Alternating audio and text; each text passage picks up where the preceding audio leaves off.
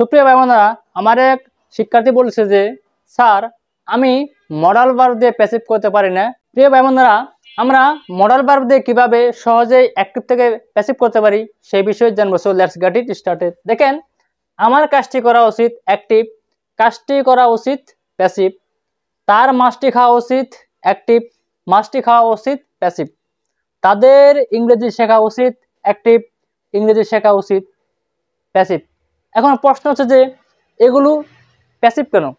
ওকে, দেখেন যে আমার কাজটি করা উচিত, এটা হচ্ছে আপনার অ্যাক্টিভ বাক্য। কেন? কারণ আমরা জানি যে যে বাক্যে কাজটি কে করবে যদি সাবজেক্ট দেওয়া থাকে সেটা হচ্ছে অ্যাক্টিভ, এবং যে বাক্যে সাবজেক্ট দেওয়া থাকবে না অর্থাৎ কাজটি কে করবে সেটা উল্লেখ থাকবে না সেটা হচ্ছে প্যাসিভ। দেখেন, আমার কাজটি করা উচিত, এখানে কাজটি কার করা উচিত? আমার।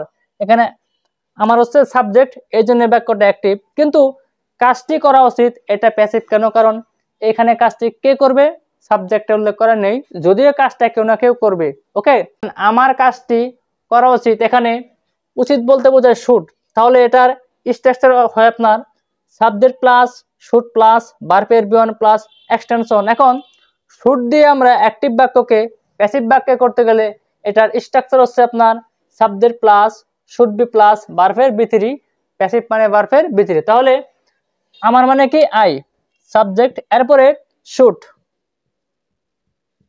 তাহলে আই শুড আমার উচিত, এরপরে বলছে ভার্ব, এখানে করা হচ্ছে ভার্ব, তাহলে ডো, ডো মানে করা।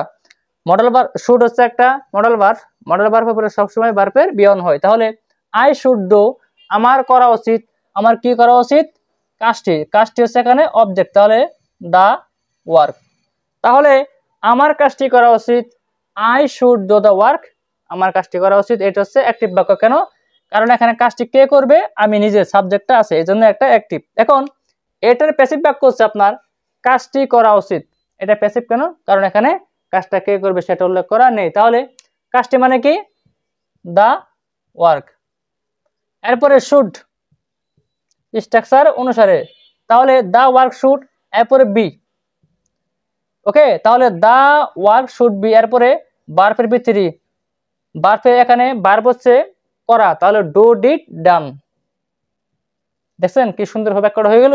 তাহলে the work should be done, অর্থাৎ কাজটি করা উচিত, এটা প্যাসিভ কেন? কারণ এখানে কাজটা কে করবে সাবজেক্ট উল্লেখ করা নেই। এরপরে নেক্সট বাক্য, একটা বুঝেন পৃথিবীতে সমস্ত বাক্য আপনার এক। এরপরে দেখেন নেক্সট বাক্য যে তার মাছটি খাওয়া উচিত, এই বাক্যটা প্যাসিভ কেন? কারণ এখানে মাছটি কে খাবে? তার, তার বলতে এখানে হি বোঝায় অর্থাৎ সে, এখানে সাবজেক্ট উল্লেখ আছে, এর জন্য বাক্যটা আপনার অ্যাক্টিভ। তাহলে তার মানে কি? হি অথবা সি, ছেলে হলে হি, মেয়ে হলে সি, তাহলে হি, এরপরে শুড, হি শুড, এরপরে হচ্ছে ভার্বের বিয়ন, এখানে খাওয়া হচ্ছে ভার্ব, খাওয়া হচ্ছে ভার্ব, তাহলে ইট মানে খাওয়া, ইট মানে খাওয়া, তাহলে হি শুড ইট, তার খাওয়া উচিত, তার কি খাওয়া উচিত? অবজেক্ট, অবজেক্ট হচ্ছে এখানে মাছটি, তাহলে দা ফিশ। তাহলে he should eat the fish, তার মাছটি খাওয়া উচিত, এটা অ্যাক্টিভ বাক্য। এটার প্যাসিভ বাক্য হচ্ছে আপনার মাছটি খাওয়া উচিত। প্রশ্ন যে প্যাসিভ কেন এটা? কারণ এখানে মাছটি কে খাবে সাবজেক্ট উল্লেখ করা নেই, শুধু এখানে বলছে যে মাছটি খাওয়া উচিত। সো রেফারেন্স, এটা হচ্ছে আপনার প্যাসিভ বাক্য। তাহলে মাছটি মানে কি? দা ফিশ, অর্থাৎ মাছটি। এরপরে বলছে শুড, SHOULD, তাহলে শুড, তাহলে দা ফিশ শুড, এরপর একটা be, the fish should be, এরপর বলছে ভার্বের বি3, এখানে খাওয়া হচ্ছে ভার্ব, ইট, এইট, ইটেন। তাহলে দা ফিশ শুড বি ইটেন, মাছটি খাওয়া উচিত, এটা প্যাসিভ কেন? কারণ এখানে মাছটি কে খাবে সেটা উল্লেখ করা নেই। এরপরে নেক্সট বাক্য দেখেন যে তাদের ইংরেজি শিখতে, তাদের ইংরেজি শেখা উচিত, এই বাক্যটা অ্যাক্টিভ কেন? কারণ ইংরেজিটা কে শিখবে? তাদের, তাদের বলতে এখানে বলছে দে, অর্থাৎ তারা, অর্থাৎ তাদের ইংরেজি শেখা উচিত। আমরা জানি যে বাক্যে সাবজেক্ট আছে সেটা হচ্ছে অ্যাক্টিভ, তাহলে তাদের মানে কি? দে, তাদের মানে দে। এরপর একটা শুড স্ট্রাকচার অনুসারে, শুড মানে উচিত, শুড মানে উচিত, তাহলে দে শুড, তাদের উচিত, এরপর বলছে ভার্বের বিয়ন, এখানে শেখা হচ্ছে ভার্ব, শেখা হচ্ছে ভার্ব, তাহলে লার্ন, তাহলে দে শুড লার্ন, তাদের শেখা উচিত, তাদের কি শেখা উচিত? একটা অবজেক্ট, অবজেক্ট হচ্ছে এখানে ইংরেজি, তাহলে ইংলিশ, অর্থাৎ দে শুড লার্ন ইংলিশ, তাদের ইংরেজি শেখা উচিত। এখন এইটার প্যাসিভ বাক্য হচ্ছে আপনার যে ইংরেজি শেখা উচিত। প্রশ্ন এটা প্যাসিভ কেন? কারণ দেখেন যে এখানে ইংরেজিটা কে শিখবে?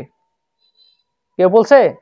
এখানে কাজটা কে করবে, অর্থাৎ ইংলিশটা কে শিখবে সেটা উল্লেখ করা নেই, এর জন্য আপনার এই বাক্যটা হয়ে গেছে প্যাসিভ। তাহলে ইংরেজি মানে কি? ইংলিশ, তাহলে ইংলিশ এরপরে should be, English should be এরপরে বলছে ভার্বের ভিতরে শেখা মানে কি? লার্ন, তাহলে হয়ে যাবে কি? লার্ন, লার্নড, LEARNT, শেষ। তাহলে ইংলিশ শুড বি লার্নড, অর্থাৎ ইংরেজি শেখা উচিত। এটা প্যাসিভ কেন? কারণ এখানে ইংলিশটা কে শিখবে সেটা উল্লেখ করা নেই। সো মাই ডিয়ার ফ্রেন্ডস, আপনারা যদি বাসায় এইভাবে প্র্যাকটিস করেন, আপনি একটা বাক্য বোঝেন, শুধু আপনি সাবজেক্ট প্লাস অবজেক্টটা চেঞ্জ করবেন, পৃথিবীতে সমস্ত সাবজেক্ট সমস্ত অবজেক্ট আপনার এক অর্থ নেবে। শর্ত কি? You have to practise more. So my dear friends, thank you so much for watching my video. See you again in the next video, next part. Be safe. আসসালামু আলাইকুম। এক মিনিট, শেষ কথা কি যে আমার কাজটি করা উচিত অ্যাক্টিভ, কাজটি করা উচিত প্যাসিভ। আপনি জাস্ট এইভাবে পড়বেন, okay, not English. Thank you so much. আসসালামু আলাইকুম।